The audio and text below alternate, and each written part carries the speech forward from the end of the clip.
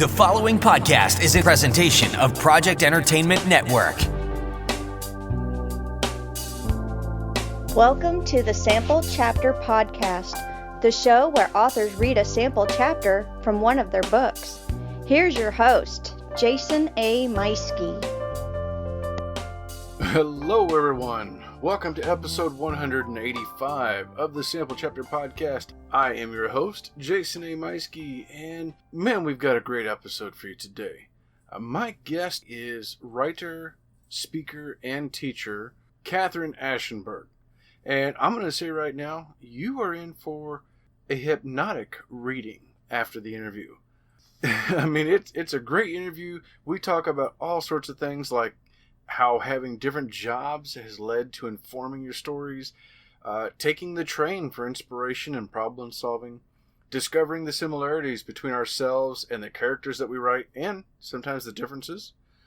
We talk about her other books that include fascinating topics like cleanliness and the process of mourning after death, and so much more. So many great aspects of this conversation that we have. It all leads into a truly hypnotic reading that Katherine does whenever she goes into her novel, Her Turn, which in itself is a wonderful sounding book from Harper and one that you are going to really, really enjoy. That's coming up here in just a few minutes, so stay tuned for that. Meanwhile, I am back from a little vacation, a little rested. It's nice. I'm doing a few interviews. I'm doing some writing in between and a little bit of yard work between that. So kind of mixing up my day, which is nice. Got some upcoming doctor appointments to find out what's going on with my knee and why is it still giving me problems after surgery last year. But you know, it's nice. The vacation was good. It was restful, much needed. And what else is good is I've been getting some good writing in here lately. And even this morning, I was getting in some pretty good writing. Had one of those moments where a new idea for a different story, a short story, mind you, something completely different, came to me. And, you know, it's all I can do to just stay focused on what I'm doing, as opposed to writing down and beginning on this other story idea. I had to stop, make some notes so that I wouldn't forget this idea, because I think it would work as a short story that maybe I can submit to an anthology or something like that. But yeah, I'm putting that aside for now because I really want to get book one of the Bandit series out. I'm aiming for October is what I'm looking for right now. But I've got a lot of work to do between now and then. I've already edited the book once, and I'm going through it I edited it twice, and I'm going through it a third time now, adding some more information and kind of punching up some of the details, making sure that my plot lines throughout work and that I'm leaving some little strings to pull in the upcoming books of the series. I don't know. Anybody who's been following the show for a while knows that I was hoping to do the first 3 books in this series. We'll see. That's a lot of work. And as you know, again, as anyone who's been following knows, I got 2/3 of the way through what I thought was book 2 before realizing it was half book 2, half book 3. So I've had to split that up, and that kind of threw me off. So I've avoided book 2 and 3 for now. I did go in, flesh out a little bit of what they're supposed to be so that doesn't happen again. And then I went back to book 1 because at the very least I want book 1 out this year, and we'll see how it goes from there. And I don't know if I can get the book prepared, and then while the book cover is being ready, we'll just kind of see what the time looks like on whether or not I'm able to get the next in the series ready before the end of the year. It'd be nice. It'd be really nice. And of course, if I can pull it off, whether I pull it off or not, you, the listener, will be the first to know. All right. Well, my writing aside, let's thank our sponsor, Scrivener Writing Software. They're my favorite writing software. I say this every time, but it's a fact. I love writing on Scrivener, and I have a coupon code for you in this upcoming advertisement that's going to save you 20% on the regular desktop version.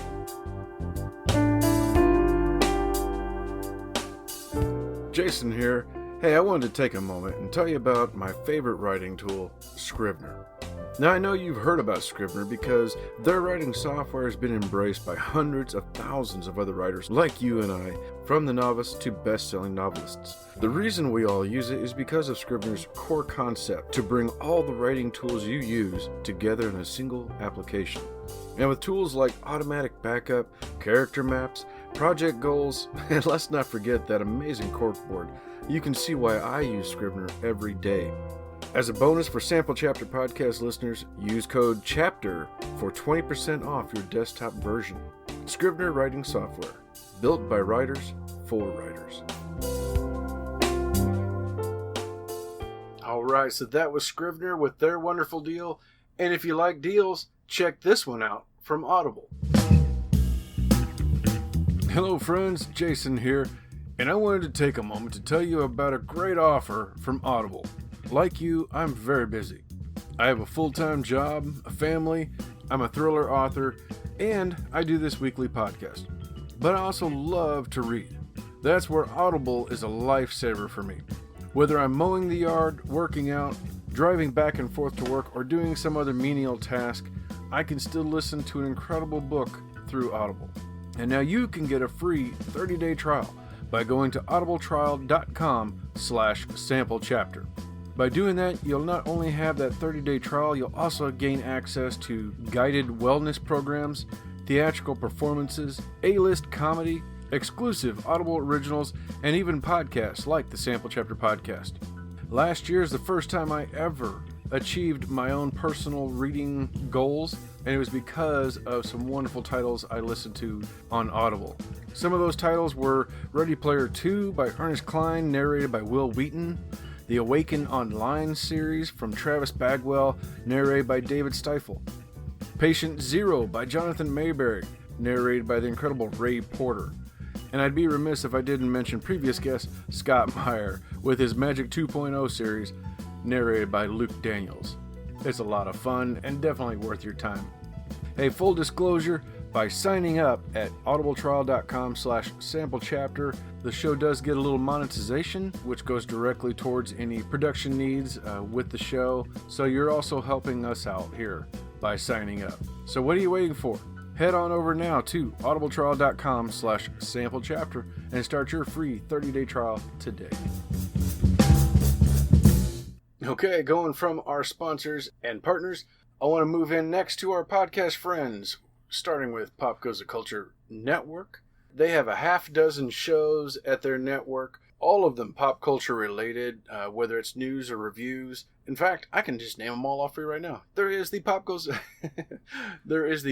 Culture podcast, The Backlot by Alamo Drafthouse podcast, Fellowship of the Geeks podcast, the Two Dads Review podcast, the Multiverse Tonight podcast, and, of course, yours truly, the Sample Chapter podcast. Now, one of those is not like the other, in that every one of those shows are all pop culture related, with the exception of one, except you do get some really, we do get some really cool pop culture authors on. So anyway, I invite you to go check out the website at popgoestheculture.com. The link is in the show notes, and check out any one of those shows. They're all fantastic. Likewise, I want to invite you also to check out my other podcast network friend, Project Entertainment Network. Home to about 30 different shows of an extremely wide variety. Shows like Your New Opinion, Gutting the Sacred Cow, the list goes on and on and on. So many varieties to choose from. Here's an example of one of those incredible shows. How do people who make stuff up for a living make stuff up? New York Times bestseller Jonathan Mayberry told us. Oprah's book club favorite Sue Miller told us. You sort of take a character and make some bad things happen. How'd we get them to do that? We collared them, just like at a cocktail party, except through your headphones. Join us every Thursday for the Liars Club Oddcast. A slightly unhinged podcast where storytellers interview other storytellers. Available on Project Entertainment Network, iTunes, and everywhere podcasts are heard. Okay, well, there you go. Another one of those crazy shows from over at Project Entertainment Network. Hey, all of our podcast friends, our partner, and, of course, our sponsor, they're all available on social media networks. Find us all over at Facebook, Twitter, and Instagram. Of course, the Sample Chapter Podcast is just look us up by name, Sample Chapter Podcast, on any of those platforms, and you will find us. So like and follow us, whatever you want to do. This show is available on all podcast platforms, including Audible, which you heard earlier, and on YouTube, which is a fantastic place to go and check out the show. Of course, each week's guest author, the book cover, is available right there in the on the YouTube screen and on some of these podcast players. They've started showing show artwork for each individual episode, which is a really cool thing. I'm glad I was ahead of the curve on doing that. So every one of those episodes are available in there. Anyway, back to social media. If you are not a social media person, but you would like to contact the show, you can do so at samplechapterpodcast@gmail.com. If you would like to leave me a voicemail, please do by calling 1-660-851-1146. And as always, make it a good one, make it a fun one. Tell me something that you like. Tell me a little story, whatever you like. And then listen for an upcoming episode, and you could hear your voice on that episode. All right, well, with all that out of the way, I think it's time to hop on over to our wonderful conversation with our guest, Katherine Ashenburg, and we're going to hear all about her book, Her Turn.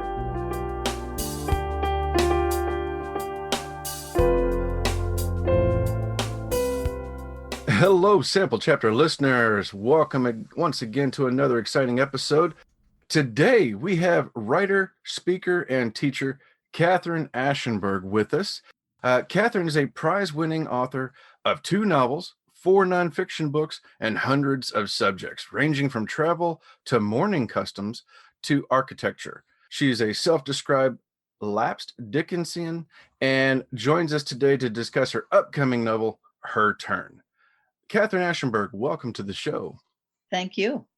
Well, now I understand you just came back from vacation. How did that go for you? It was great, as a matter of fact, staying with a younger daughter, her 3 children, and husband. And we had good weather, not this punishing heat wave that they'd had in Vancouver, British Columbia, where I was a couple weeks before. So got a chance to see old friends, eat in restaurants, which we haven't been able to do in Toronto. Our restaurants have just opened, so it seemed like another civilization there. That's great. Yeah, it's been nice to get to go back to restaurants and you sit kind of spaced away a little bit, but to enjoy having somebody bring the food to your table as opposed to taking it home has been a nice change. So nice. Now, one of the titles you have in your description that struck me was lapsed Dickensian.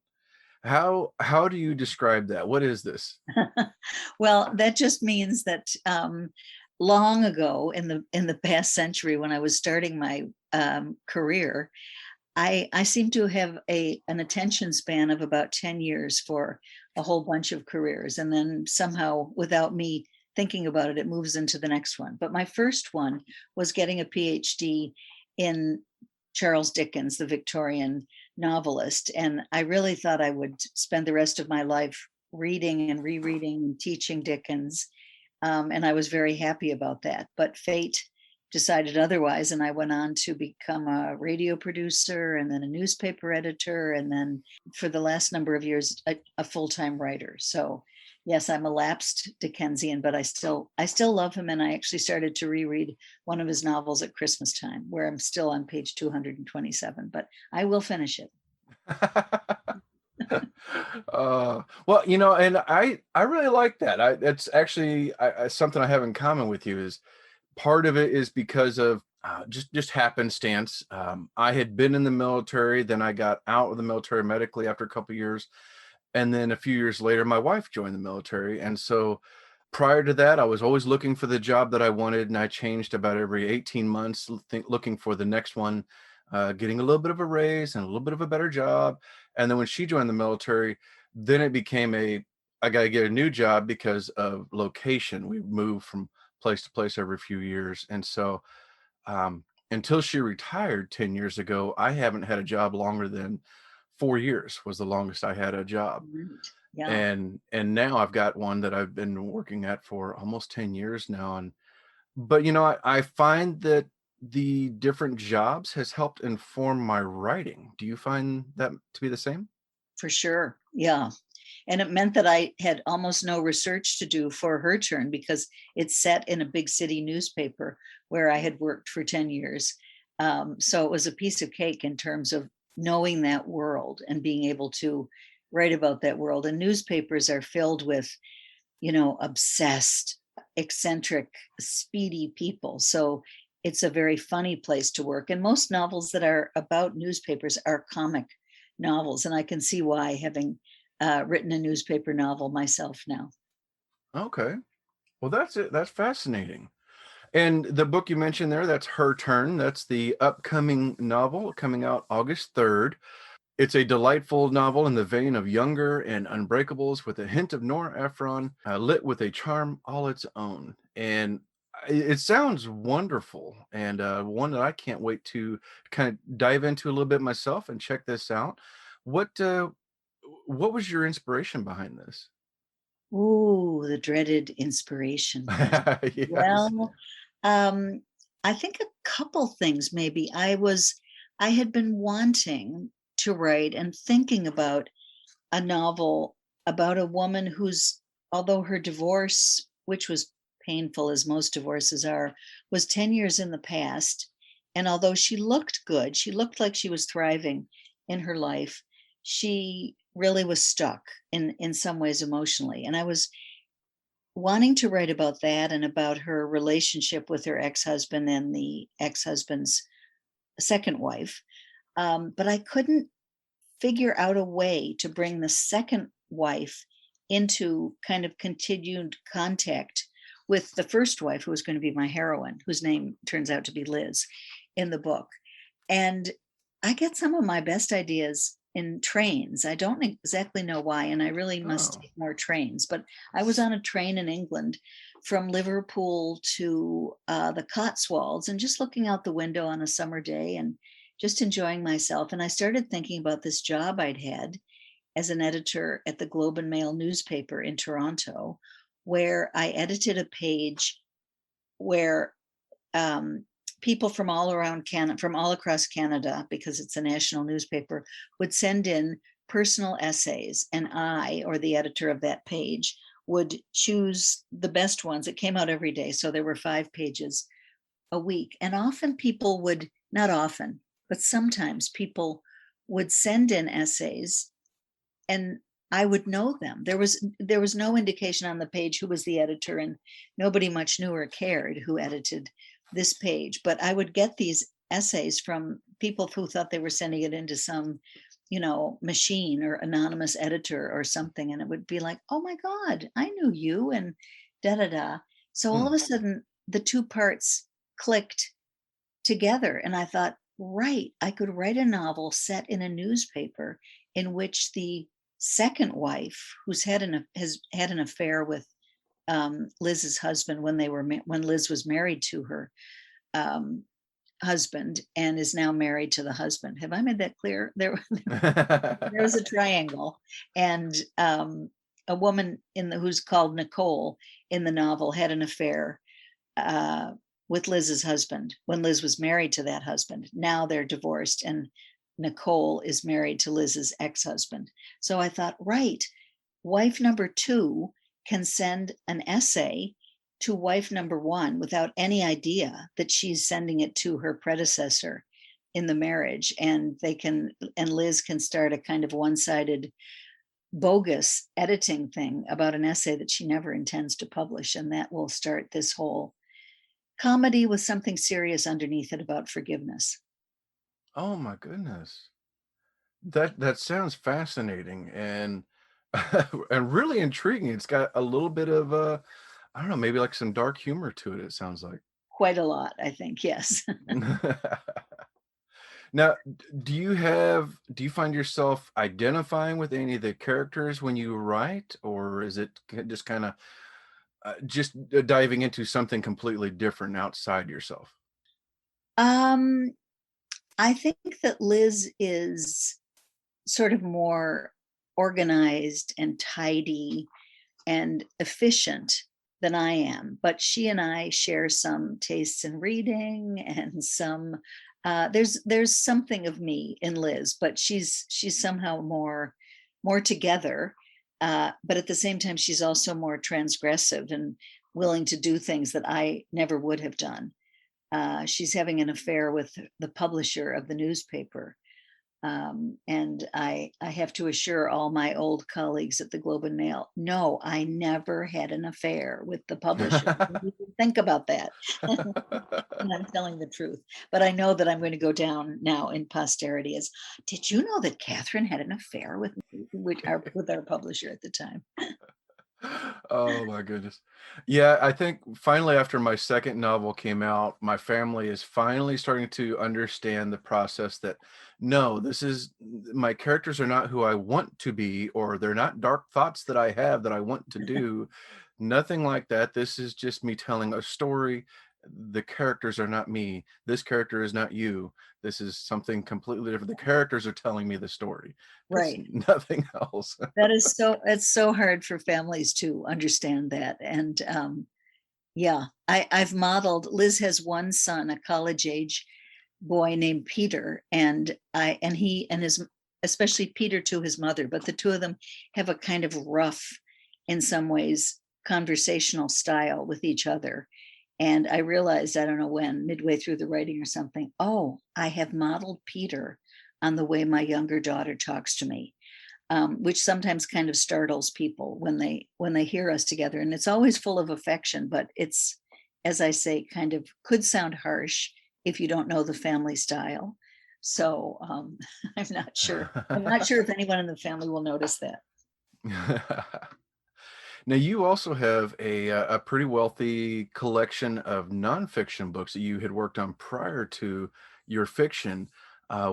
Two of them, I guess I should say, really caught my attention that I'm going to have to check out. One of them is The Dirt on Clean, an unsanitized history. Can you tell us a little bit about this? Well, it's about what it says. It's about 28 centuries, starting with Homer in the 8th century BC, who wrote the Odyssey and the Iliad, and about the ways we have believed that we were cleaning ourselves and making ourselves clean enough, which have varied unbelievably over those centuries, to the, from Louis XIV, the King of France, who lived a very long and quite athletic life in the 17th century and boasted that he'd only had 2 baths in his entire life, to today when we're washing ourselves way too much to be healthy and, doing harm to our skin and the environment. And don't get me started on our overwashing today. So it was, the research was fascinating and often very funny and often very crazy when you just realize how susceptible and just gullible we human beings are, including, doctors and what passed for doctors and scientists in those early centuries. It was quite amazing, the research. Oh my goodness, I bet. I mean, speaking of Dickens, we've been on a kick here recently watching some of the older, oh my goodness, I'm forgetting her name, like Pride and Prejudice.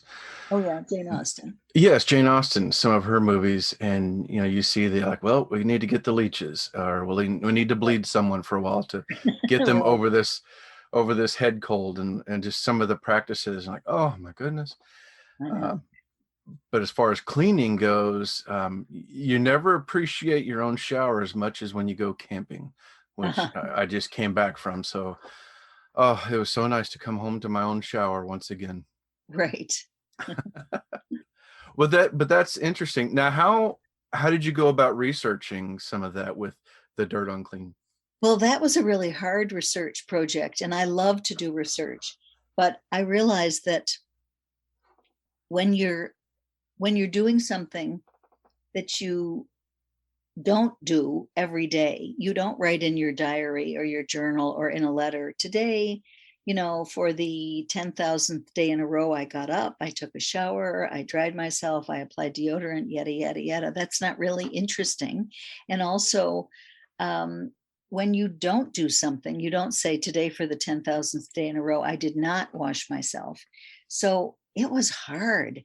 And I relied a lot on travel diaries because people, for instance, people in Europe would go to the Middle East and see a way cleaner culture, where it was, in their religion that they had to be clean before they prayed, and they had to be clean after such and such an activity and whatever. So they would write that down because it was unusual. Or people write down things when things are changing. So a woman in 18th century Philadelphia, when people just began to get the idea that water was not scary and that you should maybe get in water every once in a while, her husband installed an outdoor shower, very primitive, in the back garden, where you just, moved a sort of tray at the top of the shower and water came down on you. And this woman, whose name was Mrs. Drinker, Elizabeth Drinker, wrote in her diary, I think, today, for the first time in 28 years, I was wet all over at once for the first time in 28 years, because with much fear, she'd gotten into this shower. So the research was a challenge. I'd written an earlier book about mourning, what the various things that people do when someone dies. And the research was easy because death and mourning were such incredibly central parts of human life that everybody wrote about them and described how they'd laid out their mother and described how they'd washed their father's body and etc. So there was an unbelievable amount of material there. Yeah, that was another book that caught my attention, The Mourners Dance, What We Do When People Die. And that just seems fascinating. Where did you, what made you want to write this? Well, my younger daughter, the one who lives in Vancouver, she was in her second year of medical school and engaged to be married, and her fiance was killed in a car accident outside Seattle. And she hates me to say this, but she won't be listening, I don't think. I used to say she's, I have one daughter who reads and constantly and one daughter who doesn't. And Hannah was the doesn't one. And so she was not interested in our history or in lots of things. So she knew nothing about traditional mourning practices in the past. And yet in the months after Scott, her fiance, died, I saw her sort of reinventing the wheel and making up, so she thought, genuinely, practices that I knew to be just traditional ways that people have marked to death. Like she wore a piece of Scott's clothing every day. She marked out Sunday afternoon as a time when her friends could come over and look through her photograph album of Scott. She had a forecast of time in the future that at a certain point she would change her engagement ring to her right hand, but not until after they would have gotten married. And so I just began thinking, wow, is there something instinctual about these things that mourners in so many different countries that had never heard of some of the other countries did? And that's how that one got started. Oh my goodness.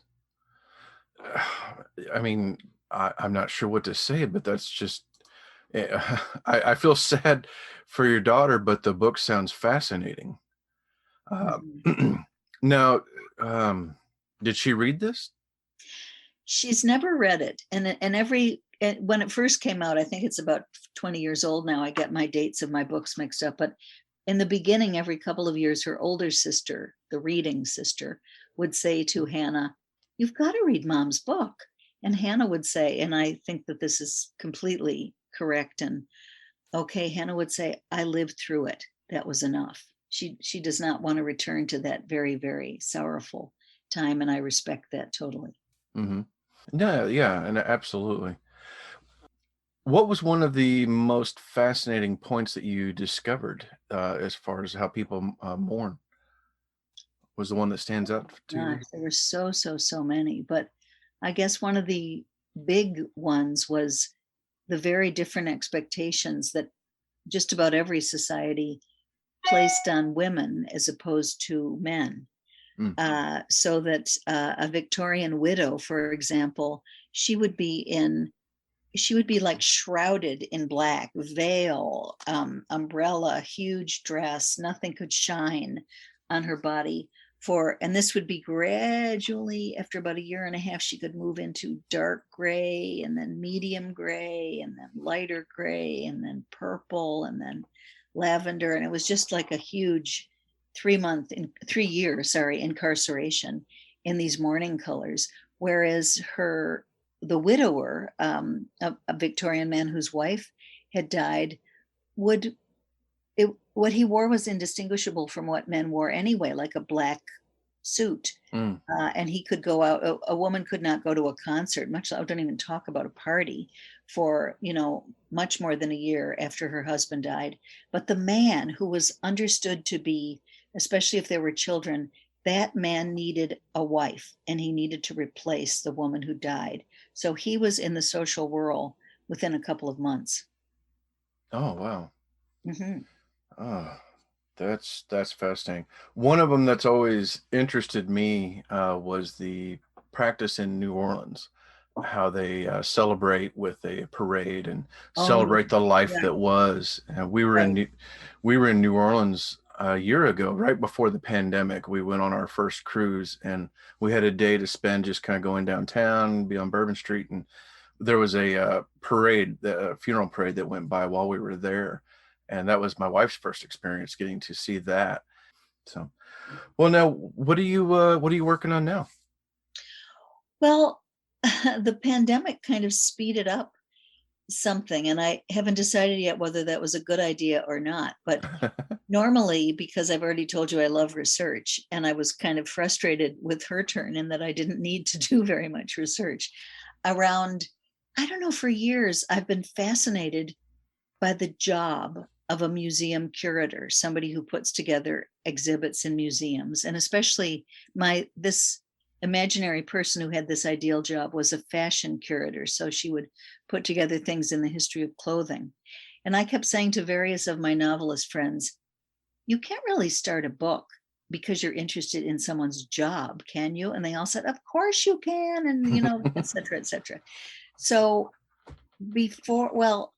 I guess we were in the pandemic, and all of a sudden I had another one of those minutes, such as the one I had on the train, where I thought, my heroine is organizing a big exhibition about Dior's first collection in 1947, which changed the way women dressed, and also looked back into the German occupation of France, which had just about ended, and all these things, including a Jewish, she's in denial, the heroine, that her father was Jewish, but she has to come to accept that in the course of the book. Anyways, something that I would call a book kind of clicked into my head. And I thought, here we are in a pandemic and everything is locked down, but I can still get books from the University of Toronto Library, what's called curbside pickup. You couldn't go in the library, but you could read the card catalog. And see, I still call it the card catalog. That shows how old I am. I remember it very well.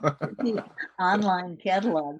So I did that for a couple of months because I wanted to learn way more about Dior, about the French occupation, about post-war France, about the politics and the way a modern museum operates. And in non-pandemic times, I would have happily read for a year in those subjects.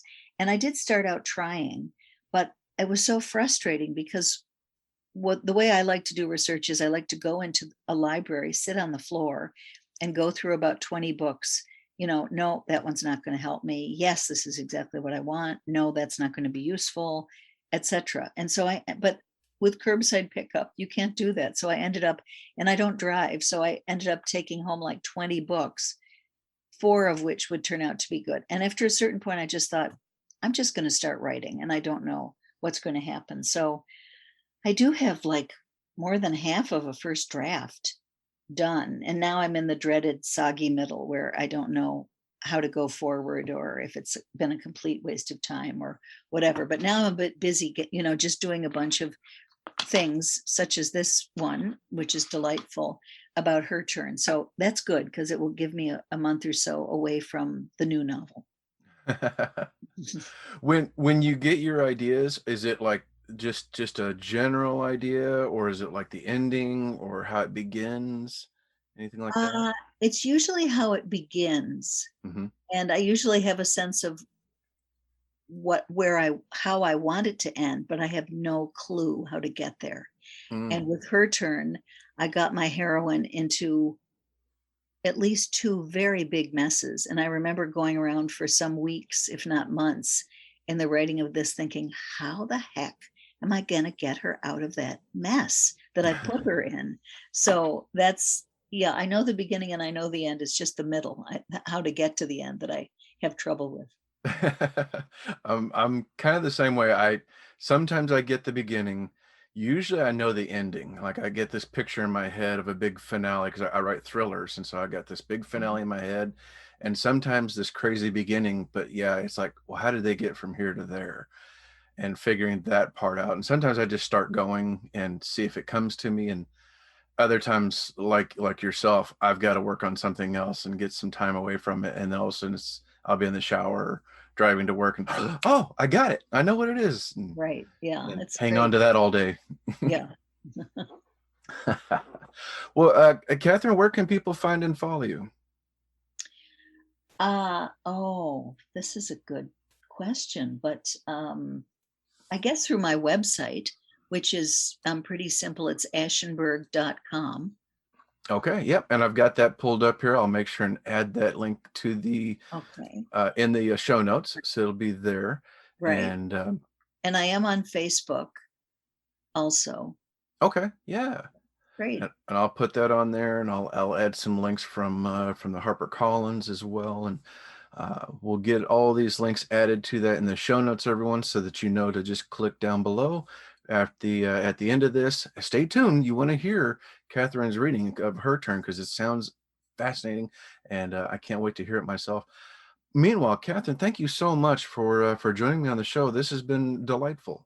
Well, thank you very much. And I didn't realize that you were an author too, and I'm going to look up your books and reading them. Well, thank you so much. This has been wonderful, and thank you for your interest. It's been fun talking. It has been fun, yes, and I can't wait to check out some of these books and explore them for myself. All right, everyone, time for me to step aside with a cup of coffee and enjoy this wonderful reading from our guest today, Katherine Ashenburg, reading from Her Turn. Well, I'm going to read something that's fairly close to the beginning of the book. As I mentioned in the interview, my heroine, Liz, is a newspaper editor in Washington, D.C., and she edits this column of personal essays that people send in from all across the states. And the column is called My Turn. People you're going to hear about in this excerpt are Sidney, the ex-husband of my heroine, Liz, Nicole, the woman who had an affair with Liz's husband when he was Liz's husband. He's now Nicole's husband. And Liz and Sidney have a college-age son named Peter. So it begins with Liz in her office at the newspaper, and she's been reading submissions. After she had read and dismissed about 20 with her usual dispatch, she came to one simply titled, Submission for My Turn. What made her head break out into a sweat and her heart begin thudding was the name of the sender. It came from Nicole Szabo in Seattle. Even in the instant commotion roused by that name, out of blind habit, Liz skimmed the start of the essay, something about preparations for Christmas. Nicole Szabo was the woman with whom Liz's ex-husband Sidney had had a secret affair during the last few years he was married to Liz. Nicole was now married to Sidney, and she had no idea she was submitting an essay to her husband's ex-wife. That was one of the strange things about Liz's job. Her name did not appear on the page, and outside the paper and her circle of friends, no one knew or much cared who edited My Turn. Often the submissions were full of intimate detail, either because the writers thought, incorrectly, that they could appear with a pseudonym, or because they didn't have the writerly skill to control their revelations. Very occasionally, especially if they were from Seattle, where Liz had been married and lived for 18 years, she knew the writer. But nothing this close to home had ever happened before. Nicole was here in her inbox. At first, Liz felt invaded, although she told herself that Nicole was the one who was exposed, not her. She wanted a towel to dry her sweaty head and a drink. She wondered if any of the old-timers still kept a bottle in their bottom drawer. She sent Nicole's offering flying into her no file, and she carried on with her submissions. She paid attention, more or less, and did not look at the no file. It said very clearly on the My Turn page on the paper's website that only successful essays would be acknowledged. So there was absolutely no need for editor@myturn.com to respond to Nicole Szabo. At 9:00 that evening, in her apartment, Liz poured herself a mug of chamomile tea and moved to the living room. Opening her tablet, she asked herself why she hadn't just erased Nicole's submission instead of sending it to no. Force of habit? Her conscience insisting that she had to at least read the thing? She circled the piece with her cursor. Perhaps it contained something shamefully personal, even secret. Nonsense, her sensible self said. This is an essay Nicole is willing to have the country read. It's hardly a private document. Yes, her softer side said, but Nicole had no idea that I was going to have some kind of privileged access to it. Oh, get over yourself and your privileged access, the hard-nosed Liz said. She knew it wasn't reasonable, but nice Liz did feel that reading the essay would give her some knowledge about Nicole that she didn't deserve. Not a fraction as much as she has about you and your marriage, cynical Liz countered. There was no denying that. Of all the times Liz had met Nicole during her clandestine affair with Sidney, one clawed its way into her memory now. Clawed was appropriate because it involved kittens. Peter's cat had 6 kittens, and they were looking for homes for them. One went to Liz's Italian teacher, 2 to a friend's daughter, and 3 were left when Sidney said casually one day, "Oh, I ran into Nicole Szabo in the butcher's. She'd like to come and choose a kitten for her kids." They settled on Saturday morning, when Sidney would be at Peter's baseball game. Thinking about that now, Liz felt a tiny surge. "Coward," she said to Sidney, over the years and across the country, "you didn't have the guts to be there while your wife and your lover stood over a litter of kittens."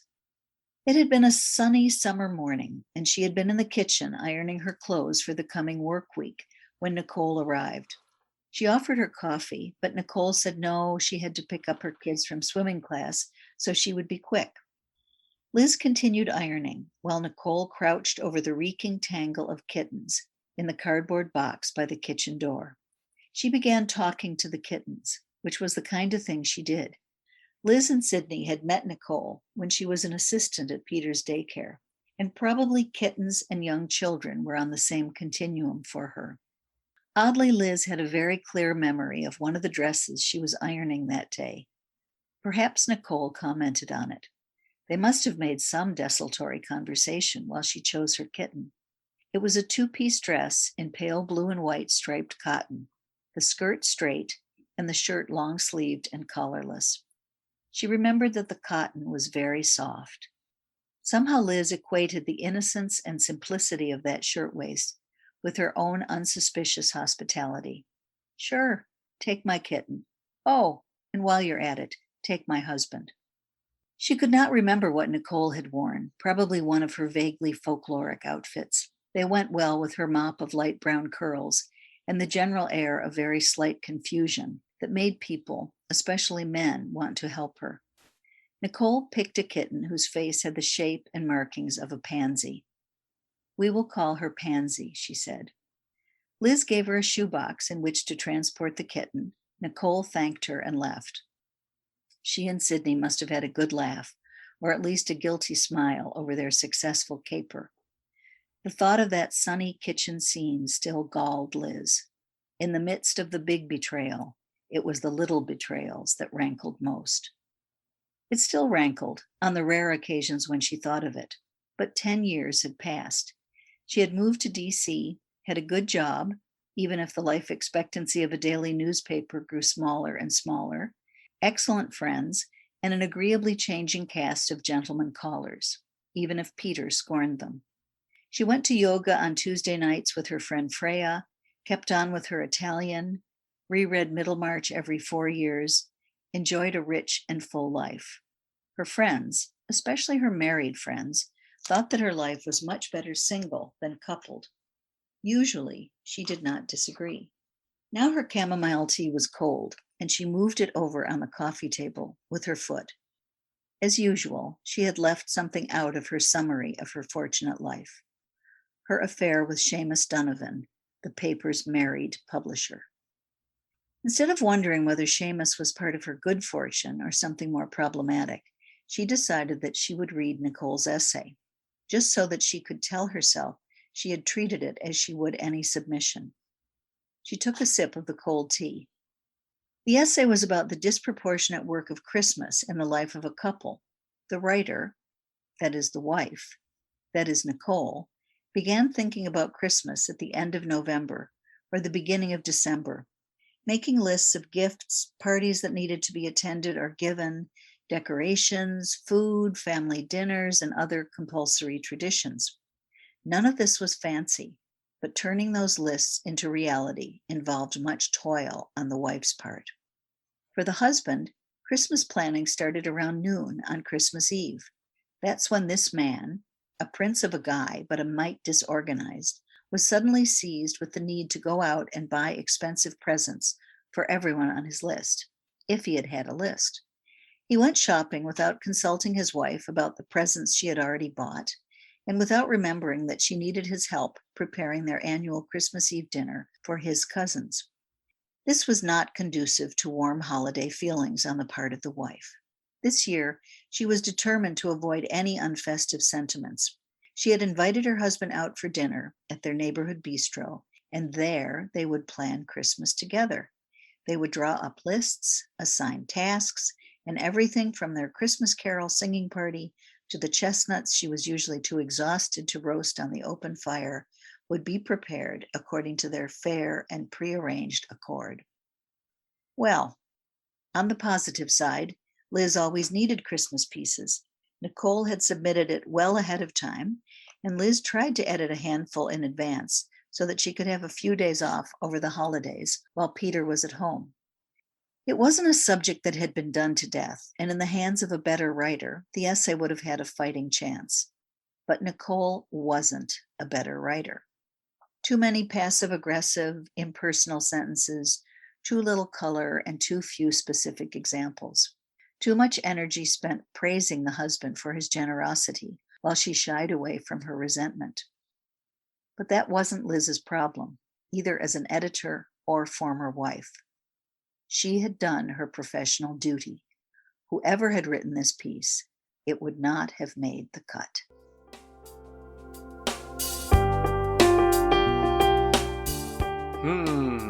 Sounds like Liz has some all-new soul-searching at hand. Hey, that was Katherine Ashenburg reading a sample chapter from her book, Her Turn. The book is available August 3rd. You can pre-order it right now by clicking that link in the show notes, so you don't have to go searching for it. Likewise, you can also find Katherine's website and social media, along with a link for HarperCollins, as well as links for all of our podcast friends, sponsor, and partners alike. And hey, don't forget to hit that subscribe button so you don't miss out next week when I am back with Jeff Pollock and his debut novel, The First Second Coming. That's next week. All right, take care, everybody. This has been a presentation of the Project Entertainment Network.